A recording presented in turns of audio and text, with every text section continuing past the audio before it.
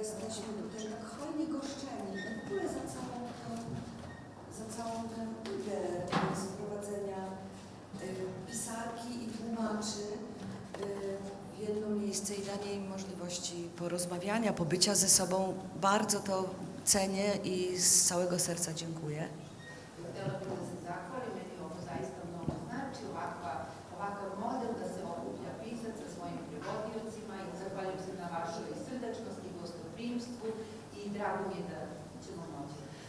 Ja jestem wielką zwolenniczką rozszerzenia Unii Europejskiej, ponieważ Polska jest wielką beneficjentką tego, że weszliśmy do Unii. Teraz widzę to bardzo wyraźnie, więc wiem, że też ten pierwszy krok, Budwa niechże będzie stolicą kultury europejskiej i potem następny krok niech wejdzie do Unii Europejskiej i za to będę trzymać kciuki. Ja ću vam držati palčeve da budete taj organizator, držat ću palčeve i drago mi je, ja sam pristalica toga da se Evropska unija proširuje, biti u Evropskoj uniji znači koristiti mnoga dobra i držim palčeve da postanete Evropska predstavnica kulture.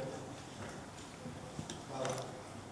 Možda da počnemo sa radom. Petar Putina je najvažniji izdavač vaših knjiga u Srbiji, srpski jezik, u regionu.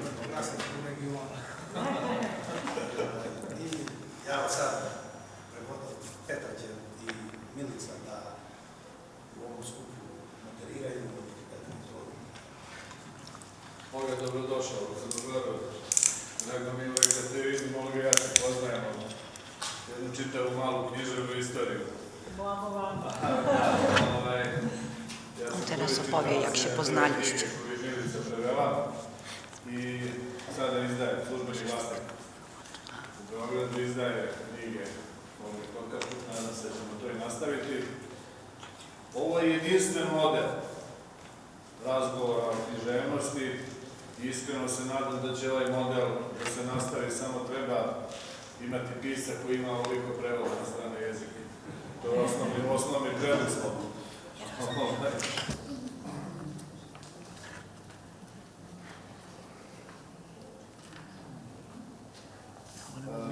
Budući da ja ne znam poljski, jer ne mogu ni ja baš sve da znam, iako slovim za takvog čoveka, ono što je jako važno i nadam se da će se kolege složiti, a Milica će im to prevesti, nadam se da će to biti i tema ovoga razgovora. Jedan mađarski mislilac, Bela Hamaš, je rekao da svaki jezik ima svoju tajnu. I tu tajnu zna samo taj jezik. Preneti tu tajnu u drugi jezik znači biti sagovornik u istoj ravni tog jezika. Ja verujem da su svi ovi ljudi ovde upravo takvi sagovornici dela Olge Tokarčuk, kao što sam ja i njen verni čitalac, zahvaljujući pre svega mojoj dragoj Milici Markić, i nadam se da će o toj tajni danas biti razgovora ovde. Hvala vam, dobrodošli još jednom.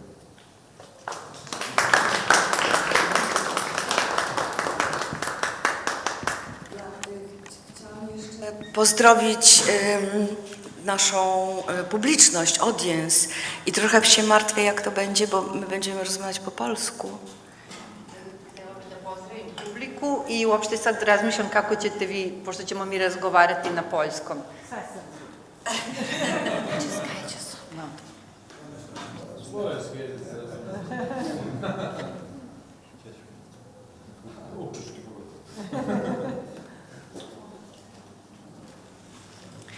No, ja się bardzo cieszę, że jesteśmy w tym gronie i że możemy zrobić właśnie taką, prowadzić taką rozmowę. My, tłumacze Olgi Tokarczuk, już mamy swoją wspólnotę.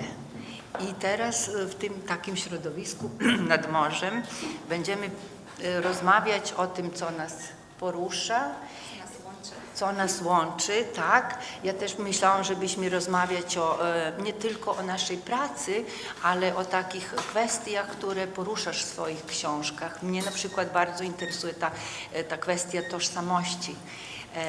I jak to odbieramy, te różnice i to, czy to działa w takim progresywnym sensie, czy te różnice nas raczej rozdzielają. No i zaczęłabym od tego, nie wiem, czy możemy najpierw, chociaż Karol powiedział, że to nie jest niezbyt dobry temat, może raczej byśmy się zatrzymywali na tym poziomie, co robimy podczas tłumaczenia. A ja bym zaproponowała najpierw, bo się dawno nie widzieliśmy, taką rundkę zróbmy. Co się u was dzieje? Czy się wam wnuki urodziły na przykład? Co tłumaczycie? Jak leci? Tak. Co? Zaczniesz? Albo ja zacznę pierwsza, więc właśnie, u mnie jest wszystko ok.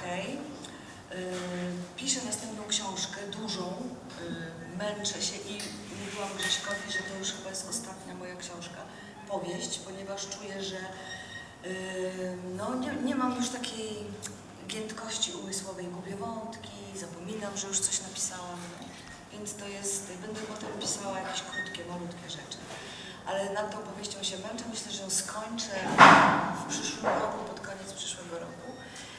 Poza tym wielkie wydarzenie w naszej rodzinie, bo wnuk mi się urodził, więc jak będzie trochę wolny czas, to będę was zamęczać i pokazywać. Super. I to jest taki fajny nowy etap. No i dużo podróżujemy, bardzo intensywnie jakoś żyjemy, także stąd jadę do Włoch, ponieważ w Mantowie jest wielki festiwal, na którym będą księgi Jakubowe, dopiero po włosku. Znacie pewnie historię. Tak. Więc no, też się bardzo cieszę, że w końcu się te księgi ukażą. No i tak to wygląda. Ale ostatnio, niemożliwe, że to będzie ostatnia książka. No powieść, myślę, że naprawdę już jestem w polskim wieku emerytalnym. Czyli tym bardziej ten mój pomysł końcowy, O, musimy tak. z fajerwerkami uruchomić. To jest ostatnia nasza szansa. A, no powiedz. Ale nie, zacznę od tego, na koniec będzie najpierw. Aha, dobra, to Przedstawiam. Tak. Ja nawiążę może trochę powiązane z moją pracą, nawiążę do tych tożsamości, o których Milica chciała mówić, bo tłumaczyłam taką książkę ostatnio, oprócz Impuzjona, ale o tym powiem później, książkę Dionisiosa Sturisa, który gościł u was na Góry Literatury, o tych podwajaniu się tożsamościach, bo on mówił o uchodźcach z Grecji, Macedończykach i Greków i dla mnie jest to bardzo taka książka, która do mnie, która mnie wstrząsnęła i bo mój mąż jest z pochodzenia z tych Greków, których stamtąd wyrzucili i jego mama nigdy nie wróciła do tego kraju. No i właśnie on mówił o takich ludziach, świadkach, którzy mieszkali na przykład w Polsce, znaleźli się w Polsce i mają tożsamość polską, ale też tożsamość macedońską, tożsamość grecką. Są mieszane małżeństwa i to się jeszcze rozmnaża i rozmnaża. A dla mnie jest ważna bardzo mi jest droga ta perspektywa jego, bo on też jest Polakiem, choć ma imię Dionisios Sturis, które w ogóle nie jest polskie, nie? Ojca miał Greka i to jest jakaś perspektywa, której my w Macedonii nie widzimy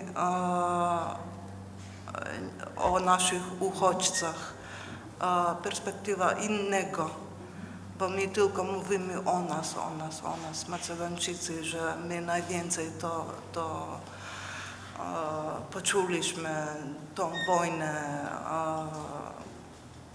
domową tam i tak dalej, i tak dalej. Także to o tożsamościach to tłumaczyłam i tłumaczyłam Empuzjan do przedwczoraj. Także i cały czas, bo jakoś z czasem nie organizowałam się dobrze i musiałam to na szybko tłumaczyć cały czas, tylko tłumaczenie. I czułam się chora i serce mi było i zaczęłam kaszleć. Myślałam, że umrze. Czułam się trochę w tym sanatoryjnym ambiencie, utożsamiłam się z tym. Także pracuję głównie, czasami nie pracuję, a potem nie mam czasu. Przepraszam, a może tylko na początku powiedz imię, nazwisko, to takie prywatne, to żeby każdy A no z nas... właśnie, jestem Lidia Tanuszewska, tłumaczka z języka polskiego i Olgi Tokarczuk z Macedonii. Pracuję na uniwersytecie i zajmuję się literaturą polską w ogóle. Tyle. O prywatnym życiu też. Jana, może? Dzień dobry, jestem Jana Unik-Sludlany. Muszę powiedzieć, że bardzo jestem przejęta tym spotkaniem z Olgą po latach, a jestem też przejęta, bo nawet choć przeżyłam 30 lat w Jugosławii, jestem po pierwszy raz w Czarnogórze. Przed tym tylko oglądałam wybrzeże czarnogórskie z drogi w drodze do Dubrowniku. Czy to jest możliwe w ogóle? Nie pamiętam. No także tutaj bardzo mi się podoba. Wczoraj już się wykąpałam w morzu. Fajnie jest w ogóle. Co dotyczy... muszę przenieść Ci, Olgo, też pozdrowienia Twoich słoweńskich wydawców, to znaczy Tatiany specjalnie i Andrea. Oni teraz się przygotowują do pobytu w Frankfurcie, w którym Słowenia w tym roku będzie w fokusie, żeby tak powiedzieć. I mam nadzieję, że Czarnogóra też kiedyś będzie w fokusie w Frankfurcie. I a co dotyczy mojej pracy, ja tłumaczę z języków serbo-chorwackiego, angielskiego i polskiego, ale większość mojej pracy jest z języka polskiego. Inne rzeczy robię tylko przypadkowo i jak jest to w moim guście bardzo, Virginia Woolf tłumaczyłam i tak dalej. Z angielskiego, bo studiowałam angielski, ale pracuję faktycznie w języku polskim. Co w tym roku przetłumaczyłam, może jeszcze wkrótce powiem, przetłumaczyłam w tym roku, tym bardzo się cieszę, że miałam okazję, że tłumaczę wiersze zebrane Czesława Miłosza, w którym znajduje się prawie każdy wiersz, który on napisał. To będzie o wiele większe niż jego kolektyw poems, na przykład, gdzie dużo wierszy ominięto. I w tym roku wyszedł mi 3. tom już, to znaczy do roku 25 to będzie praca skończona. A tłumaczyłam je... Przepraszam? Kto jest wydawcą takiego? To jest taka mała, u nas najlepsze są małe wydawnictwa, to jest bardzo małe wydawnictwo, które specjalizuje się na prawie tylko do poezji, jakieś prozy poetycznej jeszcze. Oni wydawają też magazyn taki literacki. Wczoraj miałam tutaj numer, ale dziś już go oddałam Danicy Vukičević, którą też tłumaczyłam dla nich. I w ogóle mają też dzieła wybrane, wyszedł Yeats i jeszcze kilka poetów. Zdaje mi się, że... Taki mały kraj. A wydaje takie... Coś takiego, to kto to kupi? 500 osób? No Czy wiesz, też? nawet Ja nie, mówię, nawet że nie, to się 30. wydaje w małych Tak. nakładach, tam 200, 200 egzemplarzy, 30 ale kupią. mamy takich fanatyków. To znaczy, są ludzie, którzy czytają Miłosza, to znaczy Szymborska jest bardzo rozpowszechniona, ona ma dłuższą publikę, to znaczy publiczność. Czytają, nie wiem, Różewicza, Annę Świerszczyńską, Herberta i Ma to w pewnym krągu ma to duże powodzenie. Wiesz, bo Szymborską też już przetłumaczyłam całości. To jest sukces, to ludzie czytają. Nie wiem dlaczego, a Miłosz ma takie małe grono. Nie wiem dlaczego preferują właśnie Szymborską, teraz szczęście mówię. A przetłumaczyłam też duży wybór Ani Świerszczyńskiej w tym roku, włącznie z jej pierwszym modernistycznym zbiorem. A teraz w przerwie pomiędzy tym i Twoim empuzjonem miałam takie zamówienie, wracam na początek powieści europejskiej, takiej realistycznej i tłumaczę pierwsze dzieło George Eliot. A tak prywatnie to córkę jeszcze mam, wnuków nie mam. Kotów też już nie. W tej chwili. Zaadoptuję niejakiego. Dziękuję. Nazywam się Noemi Petnaki.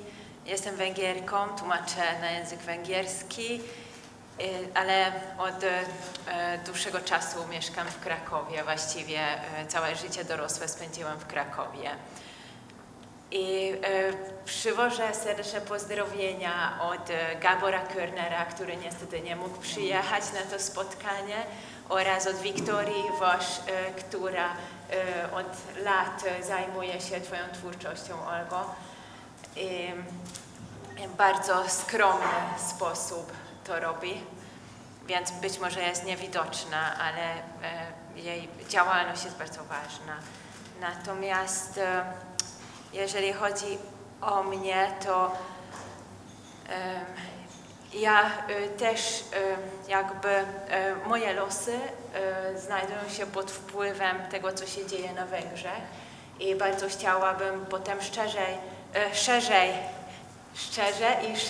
opowiedzieć o tym, co się u nas dzieje, bo to są bardzo niepokojące wieści, które stanowią o być albo nie być nie tylko obecności Twoich dzieł na Węgrzech, ale w ogóle każdej sensownej literatury polskiej na Węgrzech oraz w ogóle to jest chodzi o kulturę tutaj.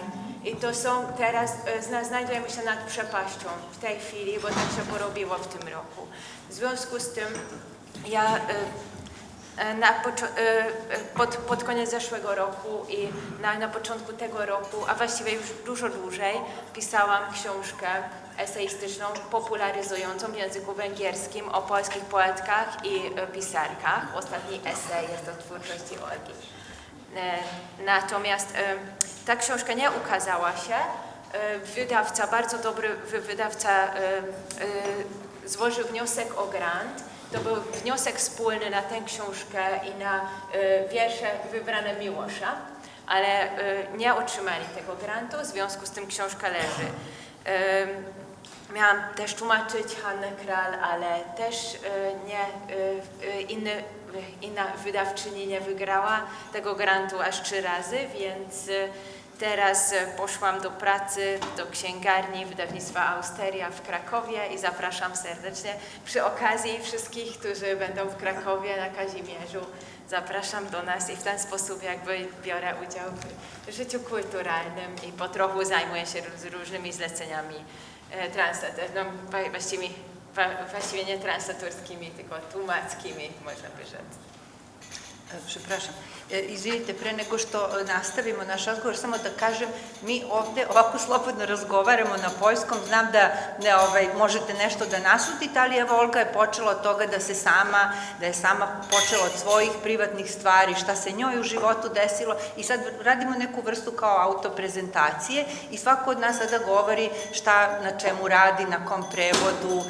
Lidija je govorila o problemu Grčka, Makedonija, evo Noemi Petnik, ova prevoditeljka mađarska, ona isto govorila, dotiče malo to pitanje političko, tu neku krizu u Mađarskoj. Jana je govorila o svojim prevodima, o tome kako objavljuje velike pisce i Olga je onda pitala, to je interesantno, pa koliki su tiraži, vaša ipak zemlja je mala zemlja, ali objavljuje zaista vrlo značajne kapitalne pisce. Tako da evo, u tom smislu, znači ja ću onako ukratko reći šta će ko kazati.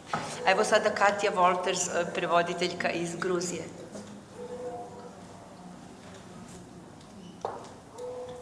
I ono što je baš to je Olga rekla da, pre svega rekla da je napisala, da piše sada poslednju knjigu, mislim, mi joj to ne verujemo da je poslednja knjiga, ali smatra da je već u nekom periodu kada je u nekoj penziji i dobila je unuka i rekla je da će nas posle gnjaviti time što će nam pokazivati fotografije. Evo sada Katja Wolters. Nazywam się Katia Wolters i tłumaczę literaturę polską na języki gruziński i niemiecki. Ja miałam bardzo dobry czas, Olgo, bo byłam cały czas zajęta tłumaczeniem biegunów. I to mogłoby tutaj trwać po prostu godziny, ile ja o tym mogę opowiedzieć, że jaki to był intensywny czas. Jak ta książka zmieniła moją świadomość, w ogóle mój życiopogląd. I tak sobie myślałam, że już mnie nic nie zmieni, że jakąś po prostu już jestem taką osobą gotową, że już pożyłam swoje życie i to prawdopodobnie już nauczyłam się wszystkiego, ale to jest po prostu, to mi dało jakiś zupełnie inny pogląd na świat. I teraz mam wrażenie, że jakby człowiek po prostu widział przez ściany, że otworzyła się przede mną jakaś inna dimensja. Nawet jak jechałam, jak leciałam samolotem, to właśnie myślałam, że musiałam to jeszcze raz przeżyć. To, co czytałam, to, co właśnie przekładałam i to był wspaniały świat. I bardzo się cieszę na Empuzją, który zaczynam właśnie tłumaczyć, ale ja myślę, że muszę jeszcze troszeczkę odpocząć, bo to było bardzo intensywne i bardzo, bardzo piękne to, co przeżyłam, dlatego kocham ten mój zawód, że dzięki temu po prostu mogę żyć w różnych cudownych światach. Dziękuję. Katja je sad rekla koliko taj posao koji radi, prevođenje književno, koliko to za nju znači, koliko to menja njen život, koliko to utiče na nju. Pričala je o tome da je prevodila Begune, koliko su je ti Beguni promenili i da sada se sprema da radi na Empuzionu, na najnovijem Olginom romanu koji smo mi ovde već objavili.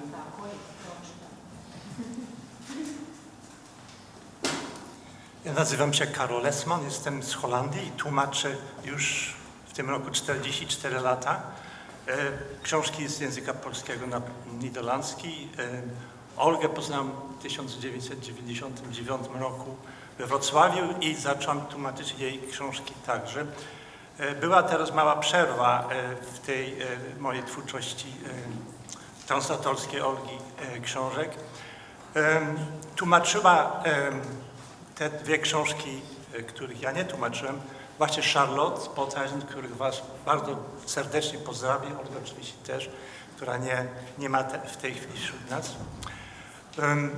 Ja wprawdzie nie mam wnuków, bo nigdy nie miałam synów ani córek. Natomiast miałam babcię, która miała na imię Emerencja. Więc do tego, tak. Nie prababcia, niestety, że tak powiem. Nie, strony matki, czyli ona była flamantka, ona była półflamandka. Więc ja skończyłem Empuzją tuż przed zaproszeniem milicji do tego spotkania tutaj i siedzę teraz wśród korekt, więc mam strasznie dużo pytań, także może tutaj się pozwalam Ci zadawać te pytania.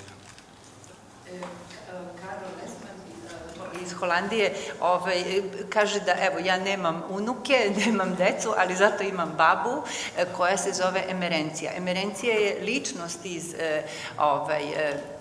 iz Empuziona i uopšte ličnost iz Čarobnog brega, ono o čemu je Olga u nekoliko navrata govorila. Inače je rekao da već 40 godina se bavi prevođenjem i ima jako puno pitanja. Što se tiče, mi bismo veoma rado, mislim, govorili o tome šta mi u ovom našem poslu, šta nas pokreće, tako da i tome ćemo pričati. Paweł? Ja jestem Paweł Peć, jestem z Czech i bardzo serdecznie przekazuję od nas, śródlądowców, tutaj dla wszystkich pozdrowienia, szczególnie dla Ciebie, od wydawnictwa Host i Petra Widlaka, kolegi, który większość dzieł przetłumaczył na język czeski.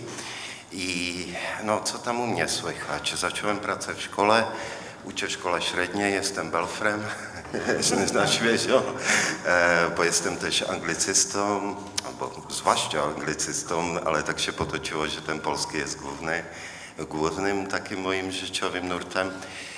Jestem bardzo zadowolony, bo to jednak praca, wiecie, trochę inna i ja muszę również te czynności złączać, kombinować, żeby było tak wesoło. I co dotyczy moich tłumaczeń, ja również wróciłem tak na początek. Troszeczkę dałem sobie spokój z prozą, teraz niestety, nie wiem. I wróciłem do współpracy z teatrami, głównie robię dramaturgię, sztuki, wystawiennicze, katalogi, bo dużo się dzieje, jak dobrze wie Olga pewnie, w czesko-polskiej współpracy, bo jesteśmy sąsiadami i te więzi ostatnio są bardzo kulturalne, dużo się dzieje się może najwięcej, co się w historii działo, więc pracy jest sporo, są duże wystawy i tak dalej i również gościom u nas zespoły z Polski, również nawiązujemy taką współpracę z Łaźnią Nową w Krakowie, różnymi ciekawymi teatrami, które są. I mam nadzieję, że w Czechach zobaczymy słynny spektakl Empuzjonu, który pewnie widzieliśmy niektórzy, prawda, już i to będzie tak. Tak, ten katowicko-wrocławsko, tak, wiecie o czym. Aha, to już widziałeś? Tak. Spektakl? O, brawo.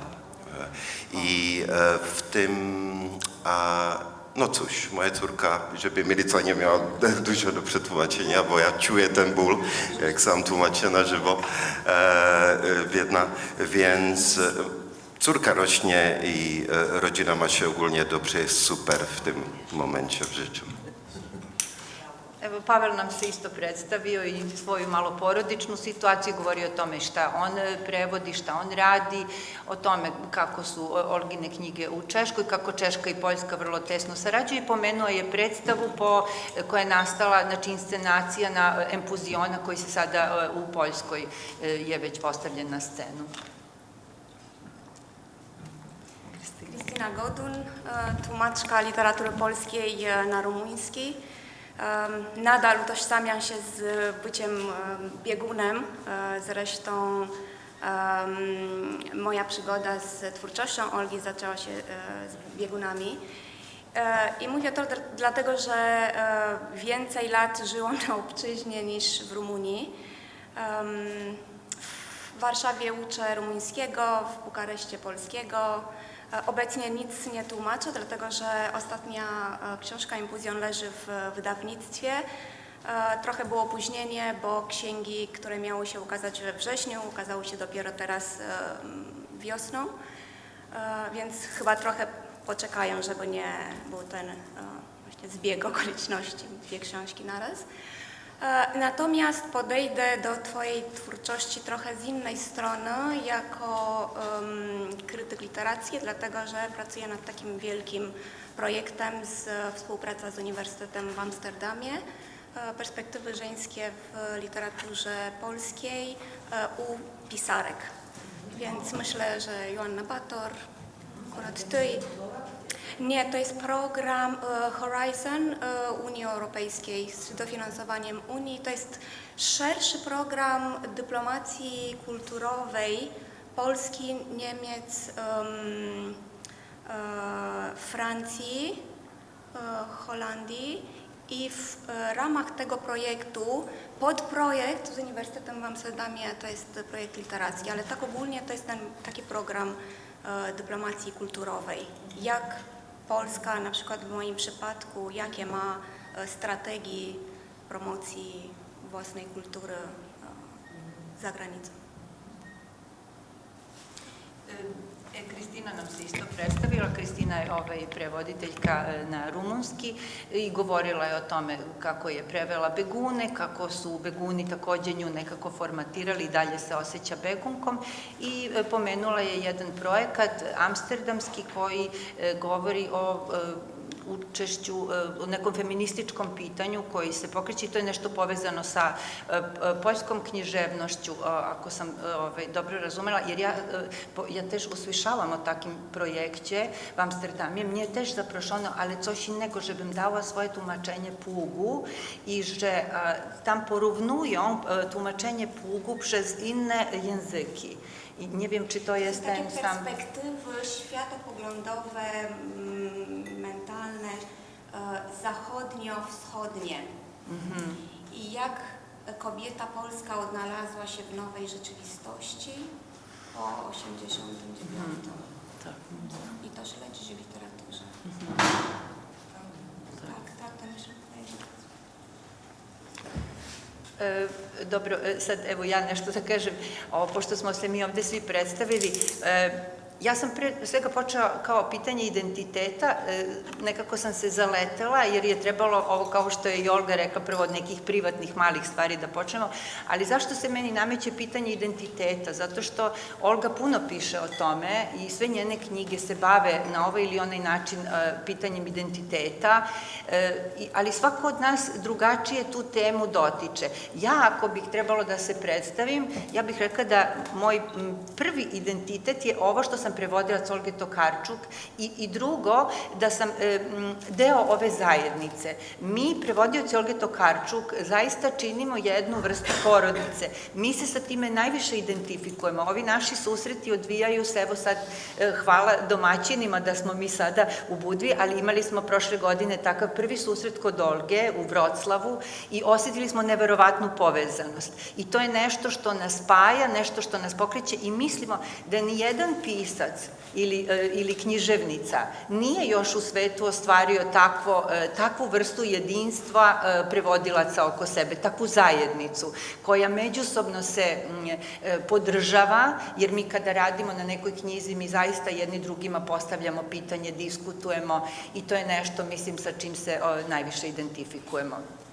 No teraz mówiłam o naszej wspólnoty tłumaczy, jak to dla nas jest ważne, jak najbardziej utożsamiamy się z tym, że jesteśmy Twoimi tłumaczami i jak działamy jak rodzina.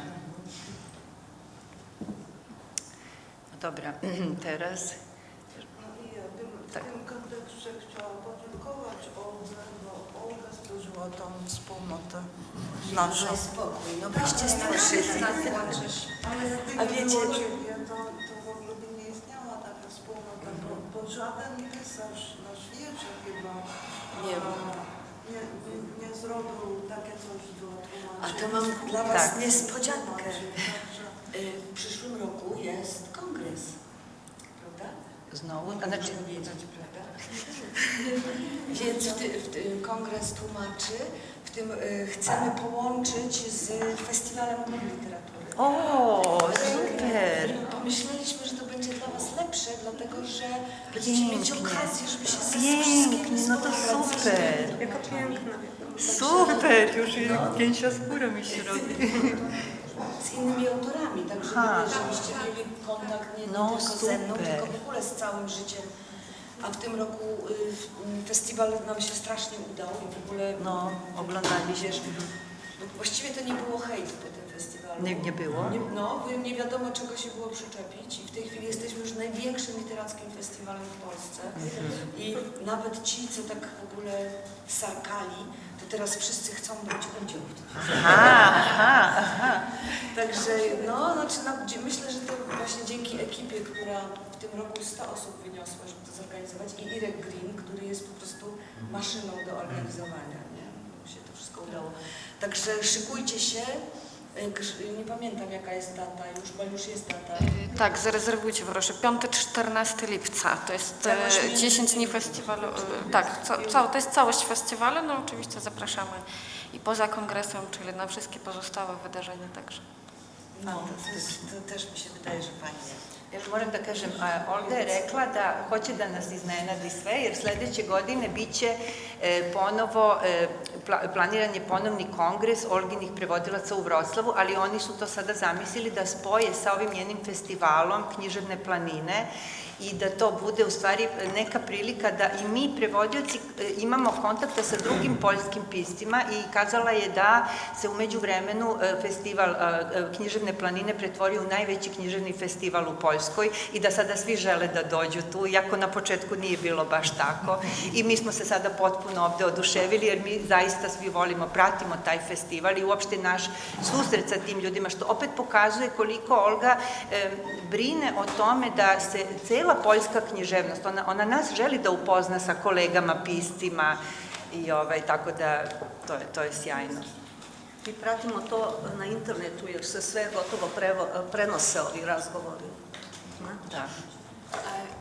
Ja tam byłam cały tydzień ze swoją rodziną, byłam tylko na kilku wydarzeniach, ale też odnieśliśmy to samo wrażenie, że było cudownie, wręcz fantastycznie i nie tylko, jeżeli pojedziecie tam, to nie tylko poznajecie ten świat, o którym mówi tak wiele książek Olgi, ale też sami będziecie mogli tam pochodzić po górach, pozwiedzać niesamowite miejsca, które są bardzo wciąż za mało promowane. Na szczęście festiwal robi wszystko, żeby były promowane, ale to jest taki magiczny świat i jeżeli tylko lubicie przyrodę, lubicie kulturę, a chyba lubicie jedno i drugie, to naprawdę zachęcam. To jest fantastyczne miejsce. Zanim powiesz, jeszcze przetłumaczysz, to ja powiem, że myśmy się już zorientowali, żeby już nie promować tam, bo w tej chwili Kotlina Kłodzka poszła bardzo do góry w rankingach turystycznych i przeraziliśmy się, co my robimy. No. Olga kaže da već su odustali od toga da reklamiraju to područje kao turističku atrakciju, zato što pod uticajem tog festivala da je to sada toliko uzelo zamaha da oni više i ne žele da to reklamiraju. Da.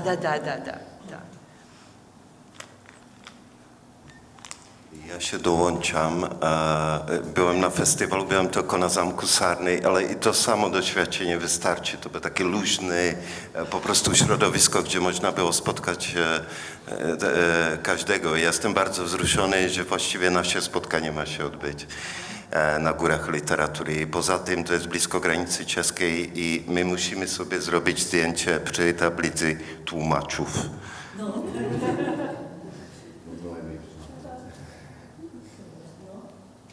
Pawle, akurat wygraliśmy polsko-czeski grant Interreg, który właśnie dofinansowuje wydarzenia, które będą odbywać się na tych terenach po stronie polskiej, blisko czeskiej granicy. No, znasz tak, co to jest? Wiesz, co to jest? I też na górach będzie wzmocnione pasmo czeskie, może to Cię ucieszy. I zapraszamy. Może Cię to zainspiruje, może masz jakieś pomysły na festiwal, wiesz, bo będą pieniądze na to. Tak, kogo możemy zaprosić, jakiego czeskiego autora jeszcze możemy doprosić. Także będzie mocne pasmo czeskie i oczywiście potem porozmawiamy o tym szerzej.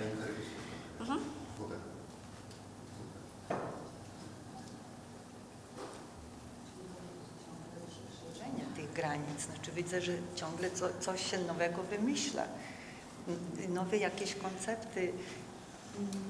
No tak, a ta granica polsko-czeska jest trudna, nie? Ona nie jest taka oczywista, że tak się wszyscy nagle zaczną bratać, nie? Tak. No. No dobra. Ja też miałam okazję ostatnio być włączona w takim projekcie polsko-czesko-macedońskim.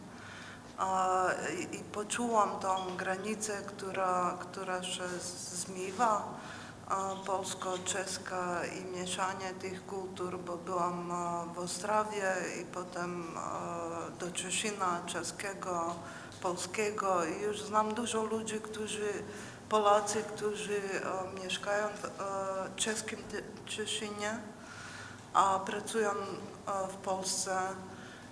Także teraz to jakoś, co dla nas Bałkańców nie jest zrozumiałe, jakoś, że nie ma tej granicy i że można mieszkać tu, pracować tam i nie ma to granicy, nie ma to jakiegoś znaczenia. Ale poczułam tą czesko-polskość jakoś, że dzieje się coś, przynajmniej w kulturze, ale w myśleniu chyba też. Chyba, że było to tak, nie wiem, na Śląsku, czy... Może jest inaczej trochę tam w okolicach Ostrawy, a u nas jest ta granica jednak strasznie mocna. Tak? I w języku pamiętasz w Katowicach, jaki czeski spielny akcent. Tak. Jest. Płacoka mówiła, Jeszcze mi się przypomniało, że jest taka strona w internecie, która odtwarza, jak brzmiał staropolski język. I można sobie posłuchać, posłuchać. I on brzmi jak czeszczyna zupełnie. To jest niesamowite. Tak. Jak widać, jak się polski wziął z czeskiego. Niesamowite.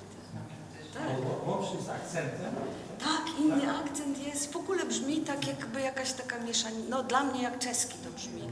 Ale przecież w XIV wieku na polskich dworach czeski był taką, jak dzisiaj angielski, prawda? Wszyscy mówili po czesku.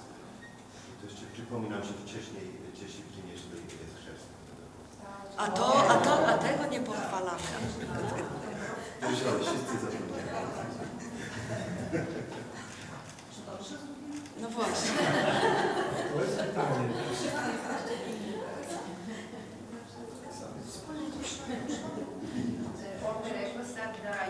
Je otvorena u Poljskoj jedna stranica gde može da se čuje staropoljski kako zvuči i da se onda na osnovu toga vidi koliko to ima veze sa češkim jezikom i koliko su češki i poljski užasno povezani. Mada, ja koliko znam, postoje neke šale da Poljacima nekako čudno zvuči češki, jel tako? Podsjetite me kako da nešto kao što nama recimo makedonski zvuči, pa je to... A vama bugarski, da. Mówię o tych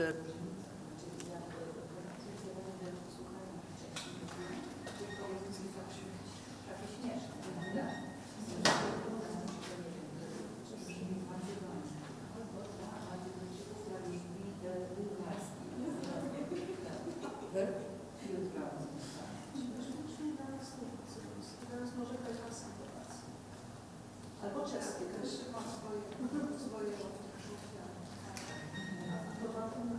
No to jest bardzo ciekawy temat. Pracę jakąś naukową.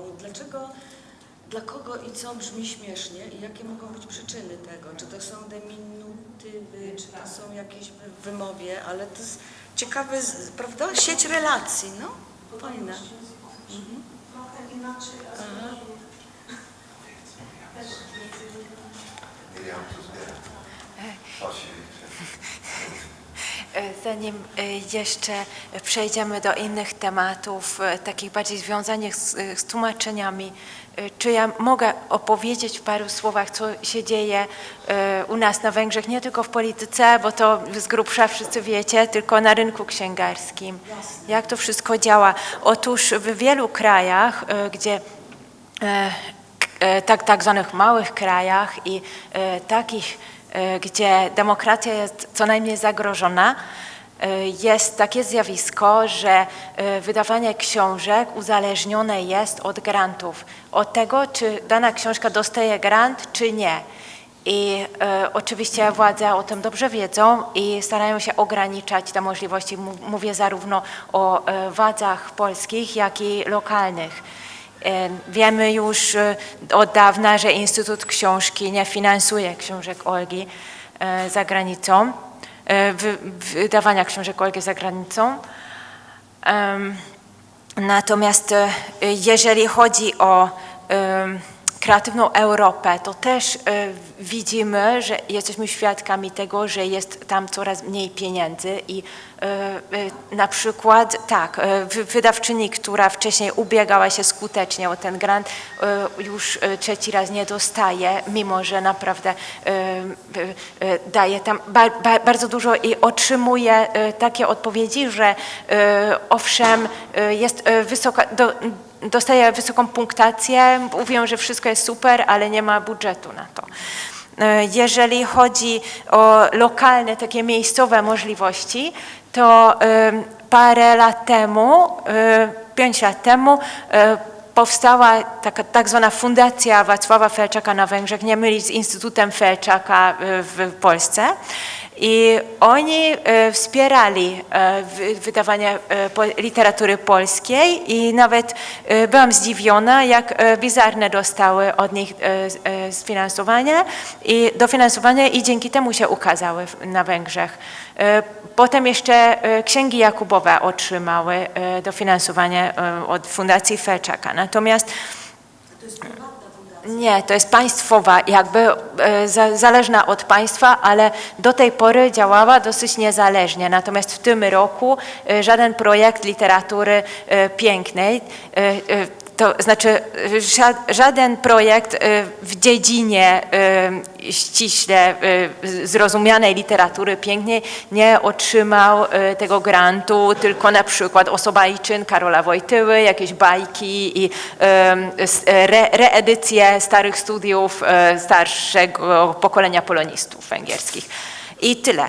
Natomiast tak, no więc jeżeli nie ma grantu, nie ma książki, po pierwsze. Po drugie, tak, Instytut Polski jest bardzo prawicowy na Węgrzech i to się nie zmieni na razie, bo będzie nowa dyrektorka, która taka będzie i oni na przykład są skorumpowani, bo na przykład współpracują z Instytutem Książki w ten sposób, że oni zgarniają jakby ten projekt na próbki tłumaczenia, a tymczasem jeden z pracowników Instytutu Książki wysyła na węgierski festiwal książki swoich przyjaciół, trzecio-czwartorzędnych poetów lokalnych skądś i właśnie projekt próbki tłumaczeniowe idzie właśnie na ich wsparcie. Także to już tak wygląda. Jeżeli chodzi o rynek księgarski na Węgrzech, po pierwsze tego lata większość udziałów w takiej wielkiej, ogromnej sieci kolportersko-księgarniowej zakupił podmiot bliski rządowi, także można liczyć na bardzo niedobre zmiany. Zwłaszcza, że to nie tylko sieć kolporterska, ale również grupa wydawcza, w skład której wchodzą 2 ważne wydawnictwa zajmujące się literaturą piękną. Więc nie wiadomo, co dalej będzie z tymi wydawnictwami i co będą mogli wydawać, a czego nie.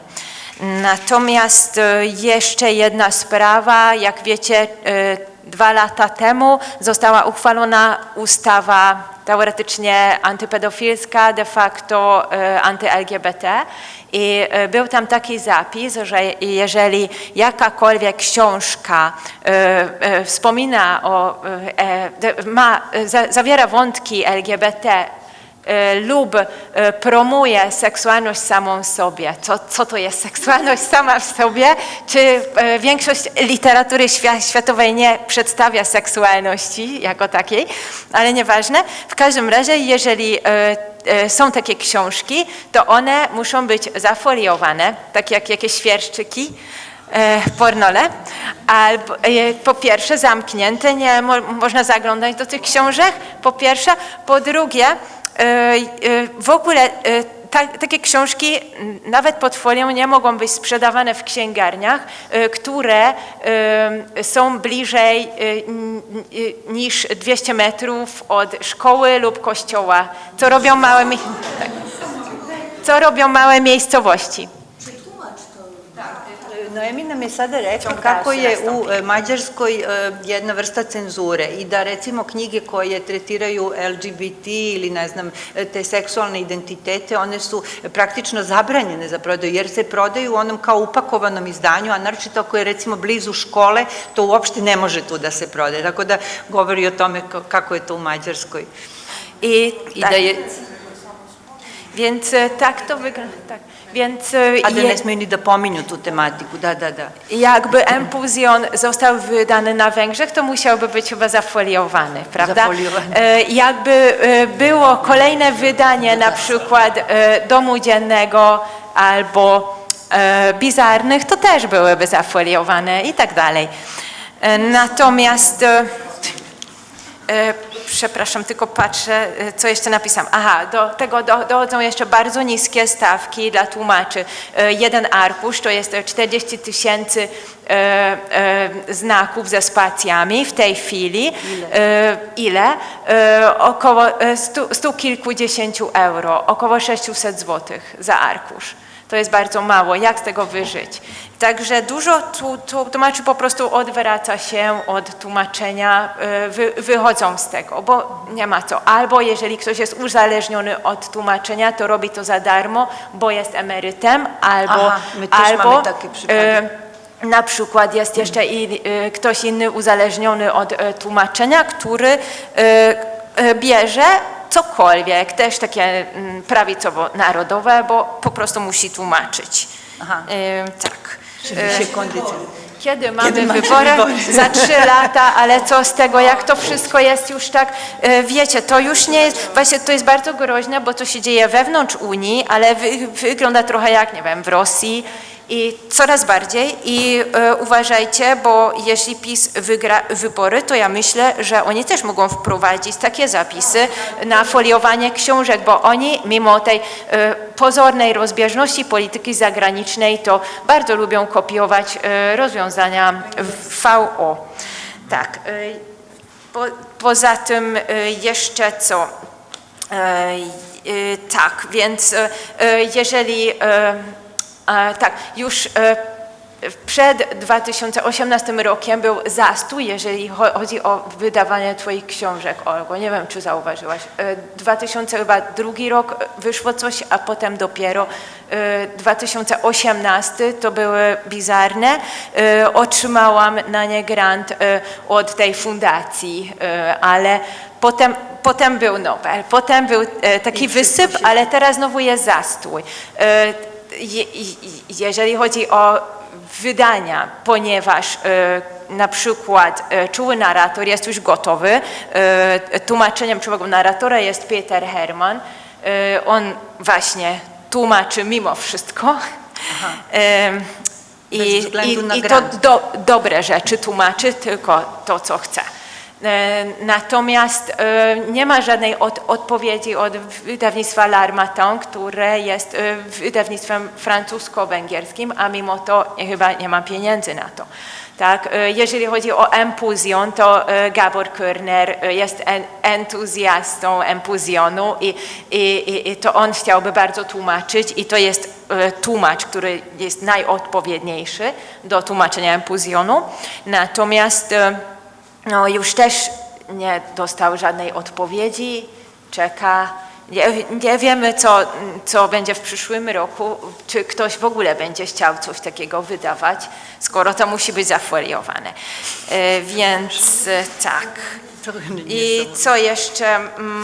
Przepraszam, jeszcze patrzę. Aha, oczywiście są inne projekty promowane przez takie polsko-węgierskie, ale szkoda o tym gadać, bo to są takie prawicowe. Na przykład w tych dniach chyba przyjeżdża do Budapesztu Bronisław Wildstein i będzie brać udział w super spotkaniu, w super miejscu w sercu Budapesztu. No i takie tam sprawy są. A więc sytuacja jest naprawdę bardzo dramatyczna. Trzeba coś wymyśleć, żeby te książki dalej się ukazywały po pierwsze, a po drugie, żeby tłumacze z dużym dorobkiem nie odchodzili od swojego fachu albo nie przerzucali się na coś innego, gorszego.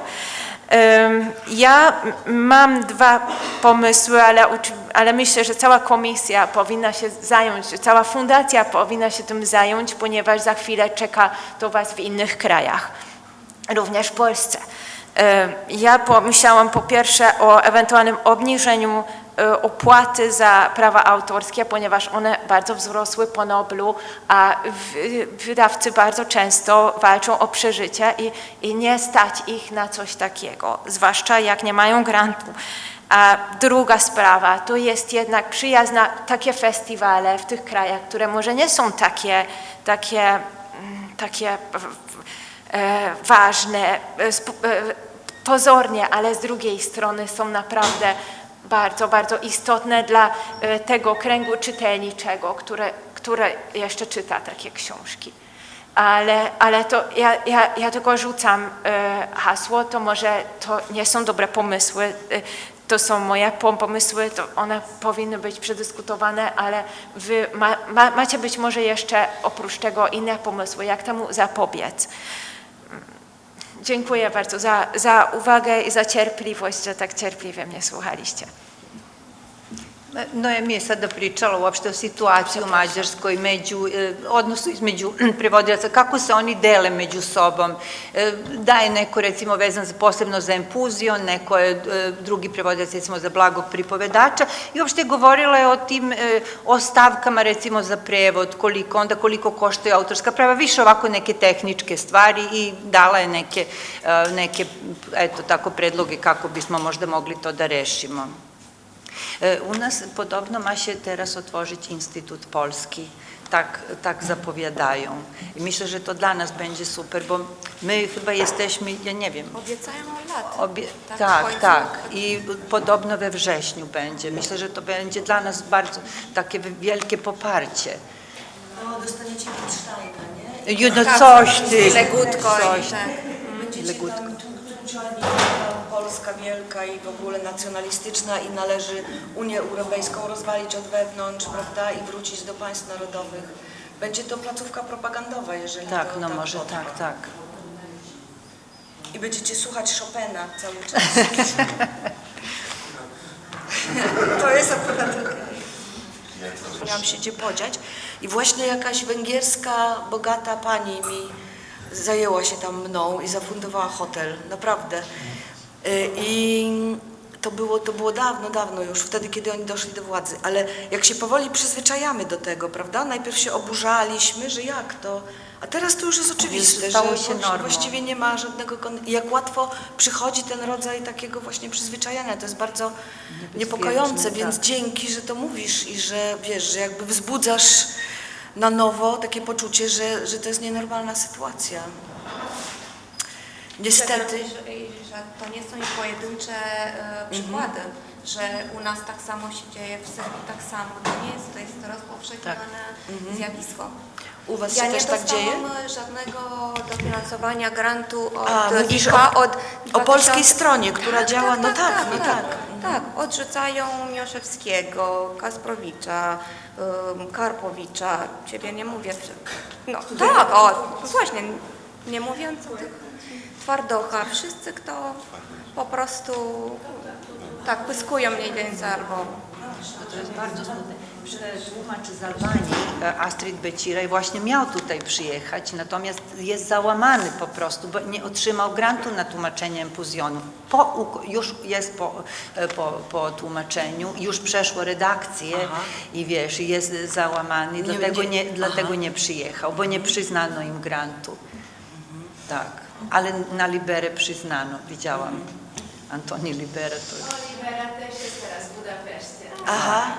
Orda białego do tego. Jasne.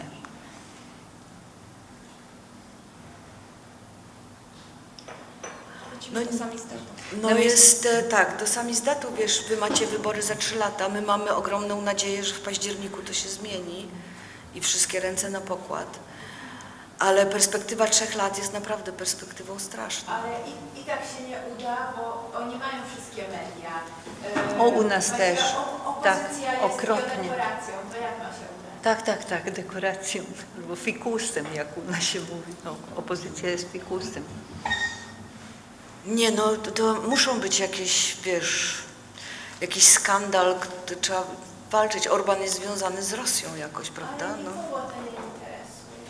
Albo ludzie już są tak otumanieni tą propagandą, naprawdę taką Goebbelską, że sami wierzą, że Ukraińcy to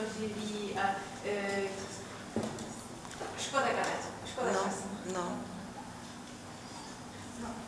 Może powiem coś na ten temat, bo my mieliśmy też takie sytuacje beznadziejnej w Macedonii i właśnie taki premier, który narobił to wszystko, co teraz robią w Polsce pisowcy i Węgrzy, uciekł po prostu na końcu do Węgier i mieszka tam u was.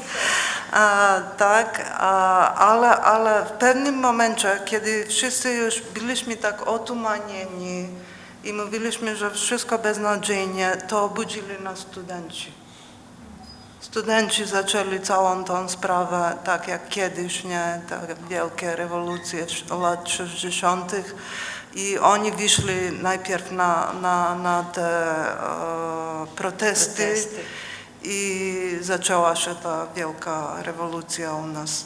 Choć mówię wam, po tym jak będzie to przejście władzy do innej, następuje jakieś rozczarowanie.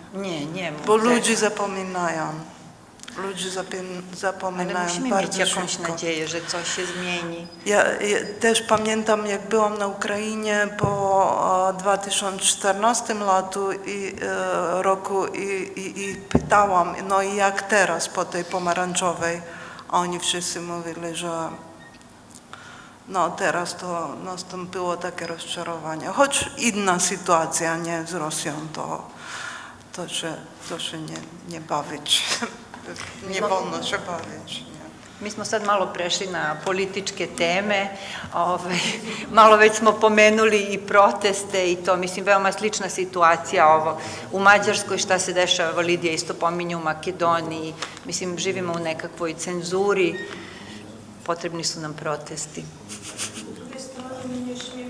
Musimy zapominać, że ludzie czytają bez względu na to, czy są lewicowcy, czy są prawicowcy. I ja mam tak, to znaczy ja przyłączę tłumaczenie do wszystkich.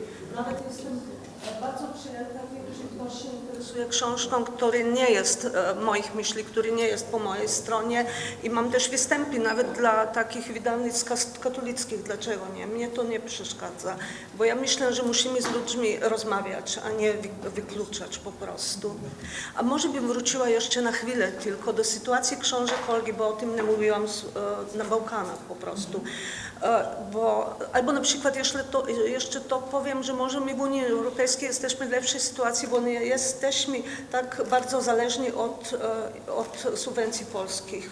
Jesteśmy nawet bardziej zależni od subwencji słoweńskich i potem trochę bardziej też od subwencji europejskich, ale najbardziej od subwencji słoweńskich, które też są największe z tych.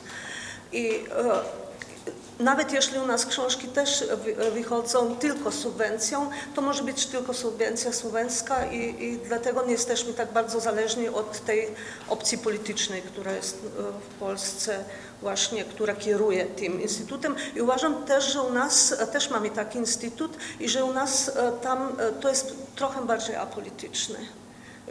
Że niezależnie od tego, która opcja jest teraz jest dominująca, książki będą dotowane. Ale nie o tym chciałam powiedzieć, tylko o tym, że my też, bo jesteśmy bardzo mały kraj z bardzo małym czytelnictwem, że też tłumaczenie z języków, które są po tej teorii tłumaczeń małe, nawet jeśli jest to 40 milionów Polaków, są bardzo niesystematyczne i zawsze były i zawsze będą. To znaczy ja nie mogę oczekiwać, że za każdym razem, nawet jak Olga wyda książkę, że ja będę już po 6 miesiącach to tłumaczyć, bo musi minąć trochę czasu, nie wiem, lato, 2 i muszę dzielić te pomysły na tłumaczenie książek Olgi na więcej wydawnictw. Teraz na 3, a były już jeszcze 2 wydawnictwa. Znaczy Olga wychodziła jej książki u nas u 5 wydawnictw wszystkiego razem, a teraz u 2. I myślę, że to jest też fajnie, bo jedno jest największe słowiańskie wydawnictwo, tam wyjdzie teraz Impulsion, a inne jest bardzo małe, ale większe wydawnictwo nie wydałoby ksiąg Jakubowych. I to był bardzo fajny pomysł, że wydano u mniejszego. Dobra, to nie będę teraz o tym, ale chciałam powiedzieć, że książki Olgi bardzo dawno już tłumaczono na Bałkanach. Najpierw w Chorwacji i w Serbii i też u nas tam na początku lat 2000 wyszły po 2 książki. Potem trochę nie tłumaczono, a teraz po Noblu to można liczyć, że przetłumaczą 2 książki. Jedną za drugą i jeszcze pan wyrażysty też wyjdzie chyba w następnym roku już przetłumaczony. Także teraz jest trochę więcej popytu, ale to z 2 wydawnictw znów tak się toczy. I uważam, że na przykład po słowensku jest około 10 twoich książek już przetłumaczonych, to będzie 13 do końca następnego roku i to uważam, że już jest coś. Po serbsku jeszcze trochę więcej, zdaje mi się, po chorwacku też. Także uważam, nie wiem, że bardzo wcześnie odkryliśmy twoje książki i że trochę mam więcej problemu, to znaczy mogę proponować w każdej chwili twoje książki i książki Staszuka. Staszuk u nas jest bardzo popularny. To znaczy Joannie Bator wyszły 2 książki, jedną ja tłumaczyłam, ale to już trudniej. A co dotyczy tych nowych książek, ja bym bardzo chciała na przykład Julia Fiodorczuk, może też Rudzkę, może nawet w Heksy szpili. Coś jeszcze miałam tam na myśli, mam taki spisek, ale z tym już muszę czekać 4-5 lat, bo to jest już mniej interesujące dla wydawnictw słoweńskich, bo oni chcą jakieś, nie wiem co, żeby to było już bardzo zacementowane, popularne, klasyczne. Nie wiem dlaczego to jest tak trudno u nas, żeby nie mówić o współczesnej poezji, to w ogóle można tylko po pismach literackich. Nie wiem, może Milica coś doda, jak to jest w Serbii. Jak jest w Serbii? Jestem szczęśliwa, że mam takiego wydawcę, który jest niby państwowy wydawca, niezależny od grantu, więc nie mam powodu do strachu, jeżeli nie otrzymamy grantu, że książka nie zostanie opublikowana. Natomiast jeśli chodzi o stawki, to jest, no właśnie chciałam się dowiedzieć, ile u nas jest, znaczy strasznie mało, za per stronę autorską 3 euro. 3 euro per stronę. I pamiętam naszą rozmowę z Janem Henrykiem Słonem i on mi powiedział, o, to dla mnie jest 1 czy 2 zdania tłumaczenia, tak, a u nas cała strona. Ale myślę, że to jednak zależy od entuzjazmu, to co Naomi mówiłaś. I mnie na przykład ciekawi taka sytuacja, gdzie w jednym kraju jest więcej tłumaczy, jak jest na Węgrzech. Ja na przykład mam szczęście, że tutaj tylko ja tłumaczę. Że tak. I wczoraj o tym z Karolem rozmawialiśmy i doszliśmy do tego samego wniosku, prawda, że jakoś nie chcemy dzielić Olgę z kimś innym. No tak, i to jest bardzo trudno. Ja wiem, że Karol ma swoich tych kolegów, ja jeszcze nie, chociaż znaczy lubię mieć wspólnotę, lubię tak, ale jeżeli chodzi o Olgę, to jednak jakoś tak. Ale nie ma Antonii tutaj, ale Antonia poszła w kierunku jakby robienia szkoły tłumaczeń i ona, znaczy nie jakiejś wielkiej, ale jest taką mentorką, ma 2, 3, 4 uczniów, uczennice i z nimi jakoś tak pracuje. Ale oczywiście nie pozwala im tłumaczyć do karty. Tak. Olga, ja zrobiłem to samo w Holandii, ale ja tak pozwalam. Okej. Tak. Nas to wynikło z tego, że jeszcze za dawnych czasów za komuny była jedna tłumaczka, która była super, ale z drugiej strony nie pozwalała innym tłumaczyć tego, co ona lubiła i uważała za wartościowe. I jeden z młodych polonistów ówczesnych, Lajos Pálfalvi, który jest dzisiaj najbardziej znanym tłumaczem węgierskim, ale niestety tłumaczy już właśnie te prawicowe rzeczy, bo one są albo rosyjskie. Poczekaj, ale też tłumaczy Wargę. A to było kiedyś, ale teraz tak jak mówię, nie wiem, dziwne rzeczy tłumaczy, ale trzeba powiedzieć uczciwie, że on uznał, że on nie będzie podążał za tym wzorem Gracji Kerini i że on będzie się dzielić tłumaczeniami i wręcz chce wychować następne pokolenie w ten sposób, że od razu jeszcze na studiach, jeśli wypatrywał kogoś bardziej utalentowanego, bo jest profesorem uniwersyteckim, to właśnie na przykład proponował, czy ta osoba nie chciałaby uczestniczyć na przykład w wspólnym tłumaczeniu Miłosza i na przykład Rodzima Europa ukazała się w takim wielogłosie translatorskim i tam też wśród tłumaczy byli zarówno bardzo doświadczone osoby, jak i początkujące.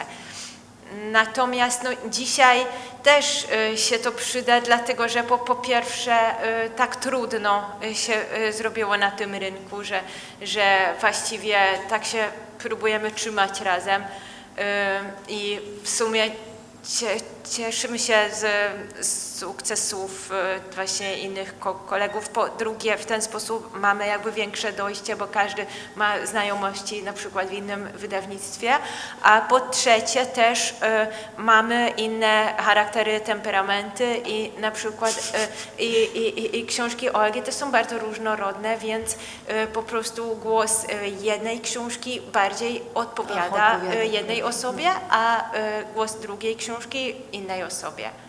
Stąd to się bierze i to jest fantastyczne, bo moim zdaniem właśnie niemal każda książka trafiła do właściwie, chyba każda książka trafiła do właściwej osoby. Nas jest 6, jeśli wliczyć Vicky Kellerman, która tłumaczyła Zagubioną duszę. Ja jeszcze chciałbym tutaj dodać jakąś małą anegdotę. U nas istnieje ta szkoła dla tłumaczy literackich, ale tam tylko uczą, to już są tłumacze, którzy tłumaczą na język francuski, angielski, niemiecki, czyli te wielkie nazwiska. Ale w pewnym momencie wielki fundusz księcia Bernarda u nas w Holandii, który wspiera kulturę, dała pieniądze na język mniejszych krajów i oni wtedy wpadli na pomysł, że jednak polski język to będzie. Więc ja wtedy zostałem zaproszony i miałem niesamowity nabór. 24 zgłosiło się tłumaczy, tylko moglibyśmy 10 przyjąć. I na pierwszym spotkaniu z tymi 10, wśród nich była właśnie Charlotte, która jeszcze wtedy nie tłumaczyła, i Dyryk, jej partner literacki. I ja powiedziałem tak, że jest Kiki Kaumans, tłumaczka z francuskiego języka. Ona uczy tutaj francuskich tłumaczy i ona kiedyś mówiła w tej klasie, że ja mam taką świetną książkę, wspaniała literatura. Ja bardzo uwielbiam tę książkę i chciałbym ją bardzo tłumaczyć i wybrała fragment i umówiła w tej szkole. I oczywiście jedna z tych studentek albo studentów wzięła ten fragment i tłumaczyła całą książkę i wydała to. Oczywiście Kiki była załamana i po prostu to ukradła mi pomysł. I ja kończąc tę rozmowę, swoją przedmowę na mojej klasie powiedziałem, a gdybyście wy zrobili to samo u mnie, to ja byłbym bardzo szczęśliwy. Bo to znaczy, że powstał nowy tłumacz i jest nowa książka. Ja wtedy mówiłem o szkicach piórkiem Bobkowskiego, bo to jest taka moja... Szkice piórkiem. Chciałem kiedyś to tłumaczyć, tę książkę. No i właśnie Charlotte to w tej chwili jest w trakcie ukradania mi tego pomysłu. Nie, ale to jest dobrze. Ja uważam, że trzeba... że trzeba dzielić się. Ale musicie po prostu umówić się na wino i podzielić jakby, wiesz, rynek właściwie, nie? Co kto bierze, co kto lubi, czego nie lubi. No. A jeszcze druga sprawa w sprawie powiedziałeś, że tłumaczenie jednej książki bardziej odpowiada jednemu tłumaczowi. Ja byłbym trochę innego zdania, ale to jest oczywiście inna perspektywa. Ja tłumacząc Olgi książki doszedłem do momentu, kiedy były bieguny. Ona miała być tłumaczoną i wydawca mówi, Karol, to teraz najwyższy czas, żeby się... I ja nie miałem wtedy czasu. I nie było raczej tłumacza. Ja mam też to szczęście w Holandii, że po śmierci mojego kolegi Gerarda Rasza, wspaniałego tłumacza, byłem jedynym zawodowym tłumaczem literatury.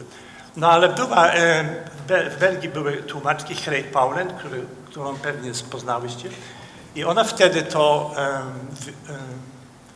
przejęła, ale ja chciałem, żeby jednak jakiś... Ja nie chcę być widoczny jako tłumacz w przekładzie. Ja uważam, bo też na ten temat mieliśmy wczoraj z Milicą rozmowę, że oczywiście, że powstaje może inna książka, ale ja uważam, że to jest Olga Tokarczuk po niderlandzku. To nie jest Olga Tokarczuk w moim wydaniu. Nie, to jest Olga. I ja znikam. Ja uważam, że jako tłumacz znikam. Ja też nie powinien figurować na okładce i tak dalej. Nie, ja jestem trochę bardziej ja się z tym nie zgadzam. Ale mimo wszystko jest pewien sposób tłumaczenia i on jest, i czytelnik może być, jak to powiedzieć, przyzwyczajony do tego tłumacza. Na przykład kiedyś czytałem z wielką lubością Gröndala, duńskiego pisarza, świetne książki pisze. Czytałem jakieś tam 6-7 książek, no i wydał 8. książkę po niderlandzku, ja duńskiego nie znam. I mówię, co? Ten Gröndal, on zupełnie inaczej pisze, to jest dziwne. Dlaczego? Okazało się, że zmieni się tłumacz. I ja wtedy, jak pozwolą, to pytano Herejs, żeby tłumaczyć bieguny, to ja powiedziałem, ale dajcie mi sposób być jej mentorem, żeby, no po pierwsze ona jest flamandką, to i tak holenderscy wydawcy nie lubią tak zwanych flamandyzmów, trzeba je i tak wyeliminować. Ale ja trochę dbałem o to, że jednak ten mój styl, ten styl, wybór słów był trochę podobny do tych poprzednich. Ale jak ty teraz to powiedziałeś, to nie jestem tak zupełnie przeciwnikiem takiego pomysłu, bo na przykład Pług jest tłumaczony znakomicie przez Charlotte i przez Dyrka i ja nie miałem nic wspólnego z ich tłumaczeniem.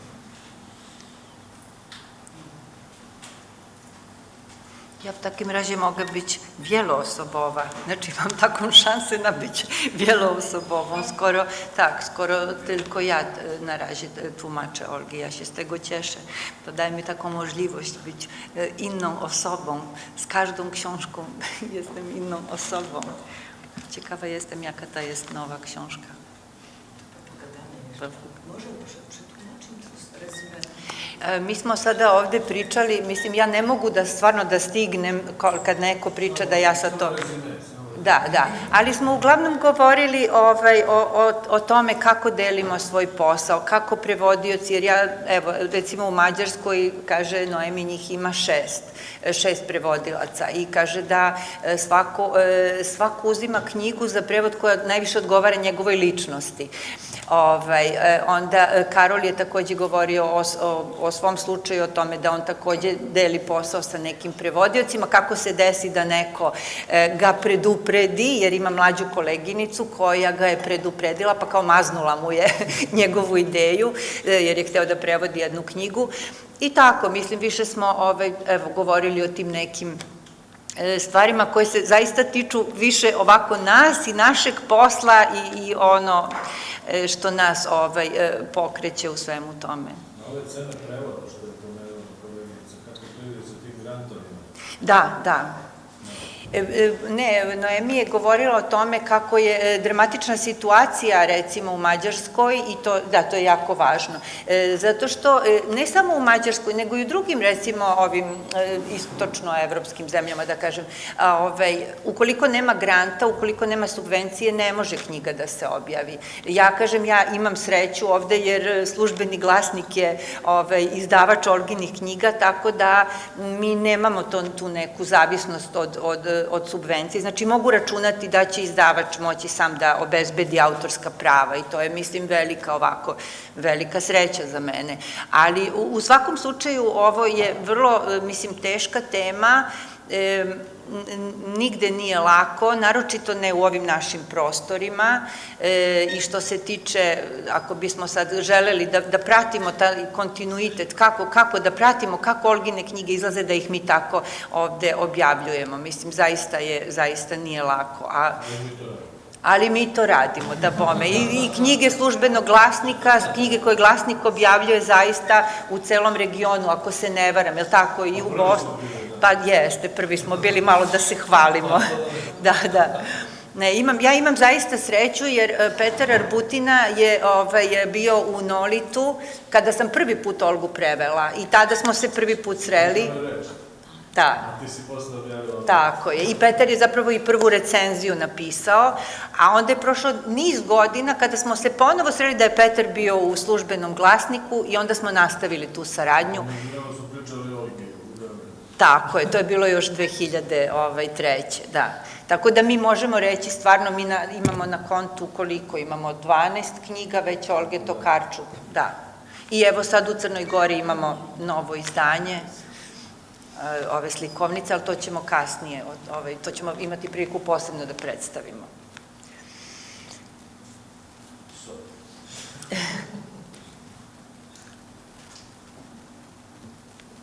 Čekaj, to ćemo. Proszę. Ile czasu? No nie wiem. Chcesz coś powiedzieć? Nie. Czy możemy Olgę Cię zapytać o pewnych takich bardzo detalistycznych sprawach Twoich książek, które mamy kłopoty na przykład z tłumaczeniem, albo czy Jasne, tylko nie wiem, czy to jest na tę sesję, czy na późniejszą. Nie ma innej chyba. No tak, nie ma innej sesji, ale my możemy tak, no, skorzystać ten czas, żeby z Tobą porozmawiać. Tak. Może też potem zrobić jakąś małą przerwę, nie? Ok. No, ale jasne. A może teraz tam przerwę zrobić? Może tak, może tak. Pytanie do organizatorów, ile mamy czasu, bo możemy naprawdę zrobić przerwę, 5 minut, tak dosłownie, żeby wyjść, przewietrzyć się.